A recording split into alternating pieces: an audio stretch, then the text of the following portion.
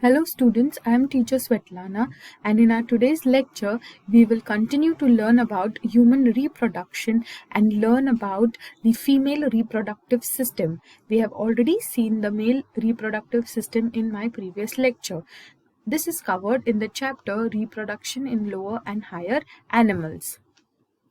Students, the female reproductive system consists of the following parts: a pair of ovaries, a pair of oviducts, uterus, vagina, external genitalia, a pair of the vestibular gland, and a pair of mammary glands.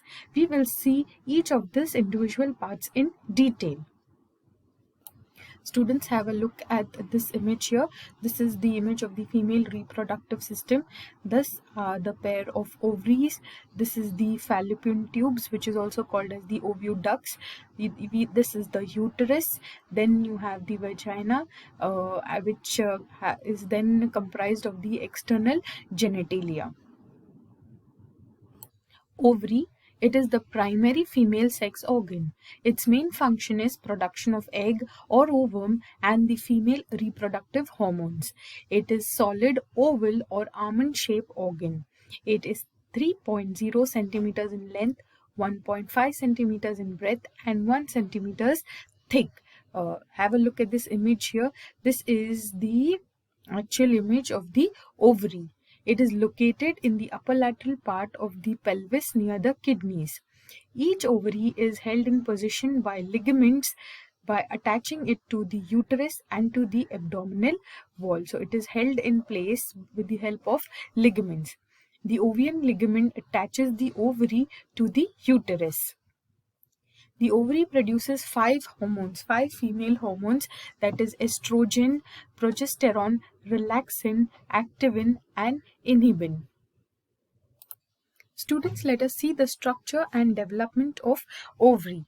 Each ovary, have a look at this image here, is a compact structure differentiated into a central part which is called as the medulla and the outer part which is called as the cortex. The cortex is covered externally by a layer of germinal epithelium. The stroma or the loose connective tissue of the medulla here has the blood vessels, lymph vessels, and the nerve fibers. The outer cortex is made up of more compact and it is granular. It shows large number of tiny masses of cells which are called as ovarian follicles. These tiny masses of cell here. Now they are collectively formed from the immature ova originating from the cells of the dorsal endoderm of the yolk sac. The cells migrate to the gonadal rid during embryonic development and divide mitotically. Now these cells are called as oogonia. As the oogonia continues to grow in size, they are surrounded by a layer of granulosa cells and form the rudimentary of the ovarian follicle. So they form the rudiments of the ovarian follicle, which is also called as your primordial follicle. The process of oogenesis starts much before the birth of the female baby, and by the end of the 12 weeks the ovary is fully formed. It has more than 2 million primordial follicles in it at time of birth. Now, the cells of the germinal epithelium give rise to a group of oogonia projecting into the cortex in the form of cords called egg tubes of Pfeffers. Now, each cord at its end has a round mass of oogonial cells called egg nest, from which the primordial ovarian follicle develops. Each primordial ovarian follicle has at its center a large primary oocyte. If you have a close look at the primordial follicle, you can see at the center it has a large primary oocyte which is 2N, that is in the diploid state, surrounded by a single layer of flat follicular cells. The primary oocyte starts with its mitotic division but gets arrested. So it starts with its mitotic division but it gets arrested at meiosis 1. So basically The development of the ovary, it starts during the embryonic developmental stages when millions of oogonia, that is, oogonia is the gamete mother cells, are formed in each fetal ovary. The gamete mother cell starts dividing and enters into prophase 1 of the meiotic division and gets temporarily arrested at that stage, and at that time it is called as the primary oocyte. Each primary oocyte is surrounded by a layer of granulosa cells that is called as the primary follicles. Now, of the 2 million primary follicles, that is the primordial follicles embedded in the fetal ovary, only about 1 million remain at the time of birth, and only about 40,000 primary follicles or the primordial follicles remain at the time of puberty. Students, the large-scale destruction of the primordial follicles during growth is called as atresia.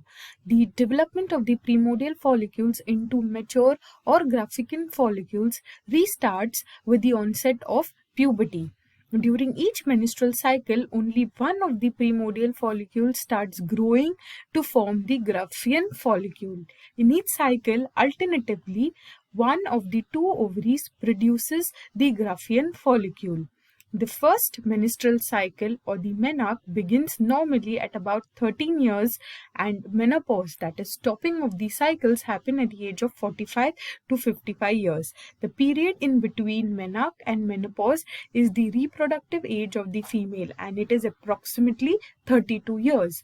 In this time, the female will be producing a maximum of 416 eggs. Now students, let us have a look at the ovarian histology of a mature female. The changes in the ovary are cyclic. Now these changes are seen in a mature ovary primarily in the region of its cortex. Now what do these changes include? These changes is the occurring during each menstrual cycle, and it involves maturation of the primordial follicle into primary, secondary and the Graafian follicle. Have a look at this image here. You are talking about the maturation of the primordial follicle. This is a stage 1. And on day 1, this is your primary follicle. Then each of this primary follicle has multi-layered cuboidal follicular cells. The stromal cells here, the stromal cells add theca cells and convert the primordial follicle into the primary follicle. So now it is changed into the primary follicle, and further it continues to change and form the secondary follicle. There is growth of the oocyte and the granulosa cells here.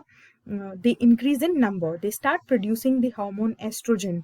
The secondary follicular grows into the Graafian follicle by addition of more follicular cells. So the secondary further continues and grows into the Graafian follicle by further addition of cells. At this process of maturation of follicles takes place, they begin to move towards the surface of ovary. So as this, if you have a look at the diagram here, you will see that as this stages of development are completing, as they proceed, the Graafian follicle is pushed towards the surface of the ovary.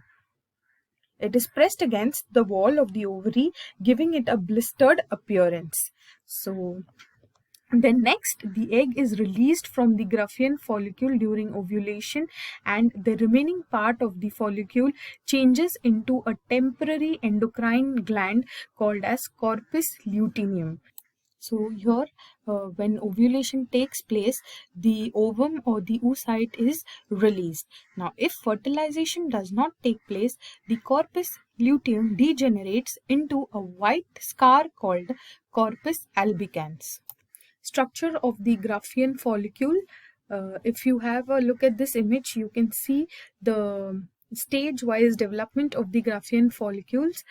This is the image of the mature Graafian follicle. The Graafian follicle is a mature ovarian follicle. An end-centric secondary oocyte is surrounded by a non-cellular layer of zona pellucida secreted by the vitelline membrane of the oocyte. The outermost protective and fibrous covering is called as tega externa. So this is your tega externa. It produces the hormone estrogen. Inner to tega interna, the follicular cells form the membrana granulosa. From the membrana granulosa, the cells differentiate into discus, polygerous, and the corona radiata cells. Here you have the tega interna. Then you have further cumulus oosporus. It's a term used for the oocyte and the surrounding granulosa cells. A fluid-filled cavity called as atrium lies between the oocyte and the membrana granulosa. So this is your oocyte, and between that you have this region which is called as atrium. It's a fluid-filled cavity. It is filled with a fluid called as liquor folliculi. The oviduct or the fallopian tubes, these are the fallopian tubes here. They're around 10 to 12 centimeters in length, extends from the periphery of each ovary to the uterus. Part closer to the ovary is the funnel-shaped structure. Here you have the funnel-shaped structure which is closer to the ovary. These are the fimbriae, which are finger-like projections located on the edge of the infundibulum. So here this is the infundibulum where you have these finger-like projections. These fimbriae help in collection of the ovum after ovulation. The infundibulum leads to the ampulla, which is the wider part of the oviduct. This is the ampulla. The last part of the oviduct is the isthmus, which has a narrow lumen and it joins into the uterus here. It joins directly into the uterus. The uterus is also called as womb. The shape of the uterus is like an inverted pear. This is your uterus. We have ligaments attached to the pelvic wall support the uterus. The narrow cervix opens the uterus into the vagina. So you have a narrow cervix here which opens the uterus into the vagina. Cervical canal is the cavity of the cervix which forms the birth canal along with the vagina. So it forms the birth canal. We have 3 layers of tissues that are present in the uterus wall. The outer thin membrane bound perimetrium. So the outermost is called as perimetrium. The middle thick layer of smooth muscle cells is called as myometrium, and the inner granular layer is called as endometrium. The innermost is called as the endometrium, and this endometrium lines the uterine cavity. Now, during menstrual cycle, endometrium undergoes cyclic changes, but the myometrium exhibits strong contractions during parturitions. They also have rich supply of blood vessels and uterine glands which provide nourishment to the developing fetus. The external genitalia includes the vagina, which is the female copulatory organ. It acts as a receiver for the penis in the sexual intercourse and delivers sperm to the fallopian tubes and the uterus. It also acts as a birth canal by extending to allow delivery of the fetus during childbirth. Now, vagina includes vestibule, mons pubis, labia majora, labia minora, hymen, and clitoris. The mons pubis is a cushion of fatty tissues covered by skin and pubic hair. The labia majora, a fold of tissues, extends down from the mons pubis and surrounds the vaginal opening. Under the labia majora, there are a paired tissue folded to form the labia minora. Hymen is a membrane covering the opening of the vagina. A tiny finger-like structure which lies at the upper junction of the 2 labia minora above the urethral opening is called as clitoris. The Bartholin's gland, now this is similar to the barbourethral gland or the Cowpe's glands in male. They release lubricating fluids. Then we have the mammary gland, which is an accessory reproductive organ. This mammary gland are a pair of rounded structure present in the subcutaneous tissues of the anterior thorax in the pectoral region. These are modified sweat glands. They are used for the secretion of milk. They have ducts which are called as lactiferous ducts. These converge towards the nipple located near the tip of the breast. It is surrounded by a dark brown colored and circular area of skin called called as areola. This is a sectional view of the mammary gland. Thank you, students, for participating in the lecture.